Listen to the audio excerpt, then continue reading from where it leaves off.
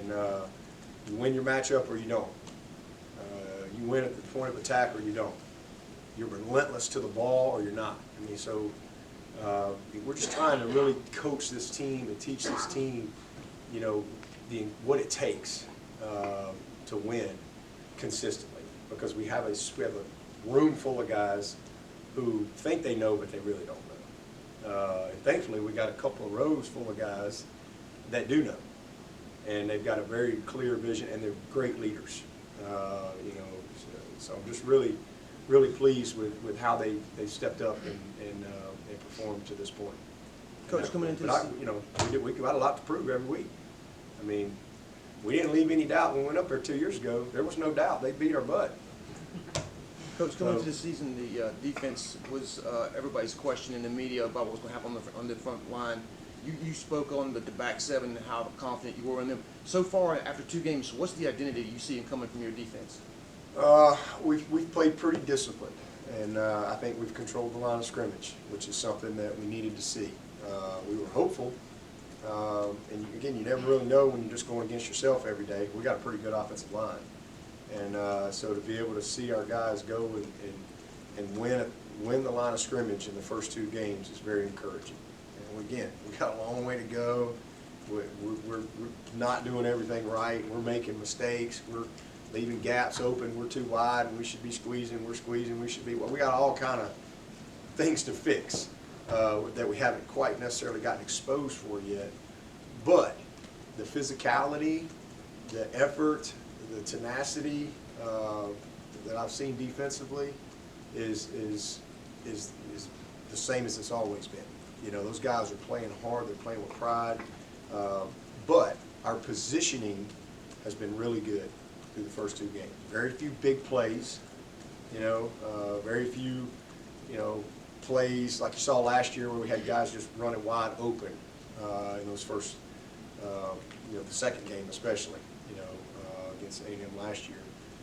You know, guys have made some chunk plays, but positioned well. You know, sometimes our eyes are on the wrong things, or maybe we take a bad angle and we'll miss a tackle, but we've been positioned well, and the back seven has been outstanding. Outstanding. I mean, I felt that coming in. That's why I said that.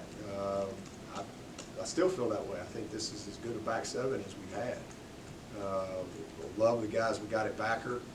I like the speed, and then I love our depth in the secondary. I mean, we got some guys that can play. A lot of versatility on the back end, and I think you're just going to see that grow because we still got a lot of guys that are still growing into you know, their opportunities, and they're going to get more and more confident as the season goes, and you'll see more of those guys, you know, on the field. Coach Travis had his best game catching the football on Saturday. He's worked really hard on that. Does it just take this offense to another level when that's a regular viable option?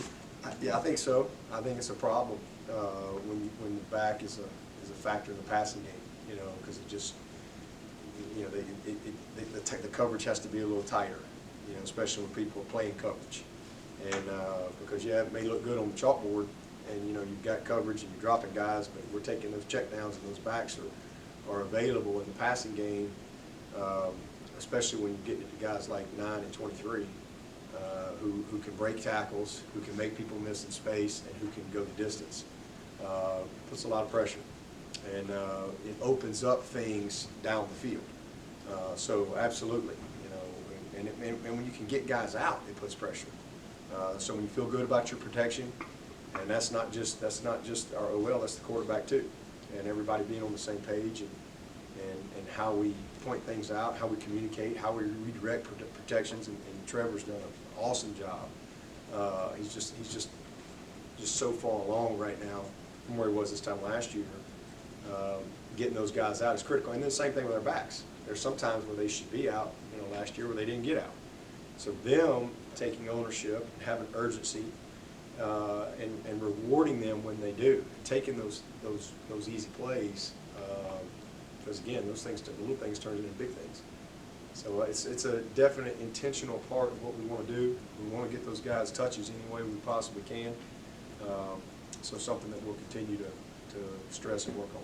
Dabo, when you're trying to drill into the guys that are maybe a little bit lower on the depth chart to always be ready, you never know when your chance is going to come. How often do you draw upon what Chase was able to do stepping in against Syracuse last year? Not very often, to be honest with you. I mean, it comes up from time to time, but specifically that, not very often. We just talk to everyone about, prepare to be the starter. And if you're not preparing to go play 50 plays, then you're cheating yourself and you're cheating your team, because you never know when your opportunity is going to come. And so we've had lots of guys that have been able to be ready. And we've got, because you just don't know. You don't know. And so everybody's got to be locked in and prepare like they're the guy. Whether they play 2 plays or 20 plays or 40 plays, they have to have the mindset that, hey, I got to own this plan. Because all of a sudden, you get an opportunity, you're not ready for it, you may not get another one. So better to be ready and not get an opportunity, right, than to not be ready and get one. So that's just what we talk about all the time. So just staying locked in the game, mentally repping, staying very engaged, and so boom, all of a sudden your number gets called. You're not cold. You're not trying to figure out. You're not trying to get a feel for the game. You've been playing the game mentally. And we talk about that at practice all the time as well. So, just being ready is a huge part of it. And then part of that too is we try to play a lot of guys. We didn't get to play as many guys this past week, but we try to play a lot of people. And so that's one of the reasons it creates that edge. It creates that, man, I better be ready. They're going to put me in the game. I got to be ready. And so that's part of why we do what we do.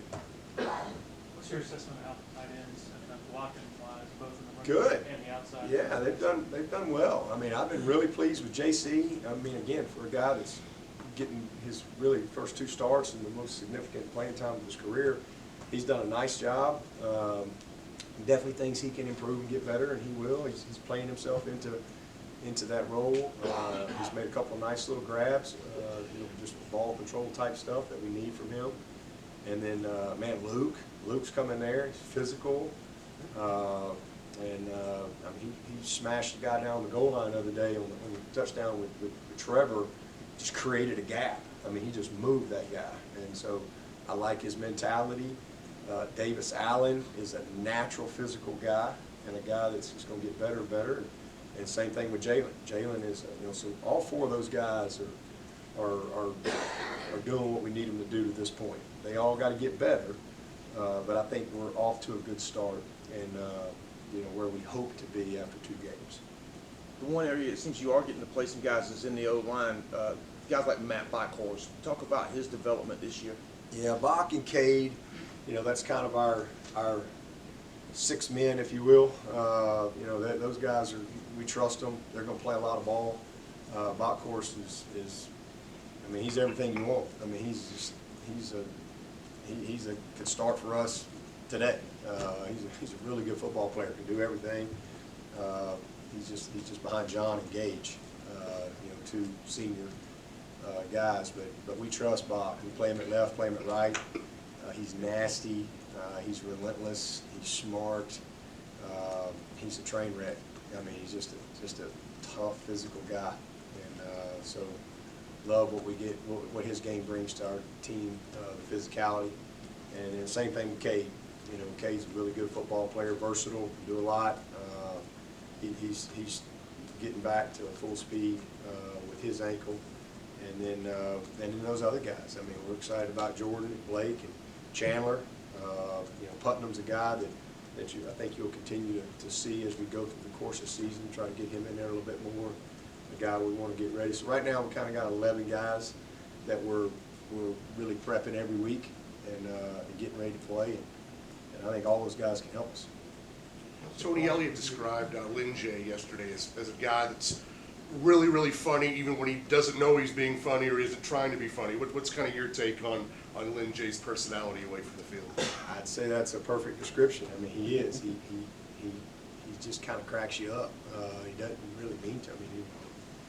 A lot of times I'll may say something to Lynn Jay because everybody in the whole room will start laughing because they love his reaction. And he doesn't even mean to be funny. you know, but he always has the best reactions to things, or answers to questions. So we have a lot of fun with Lin Jay. He's a baller and getting better. He's just a much more mature player. I mean, he was electric last year, and again in camp probably had the most breakaways in our camp.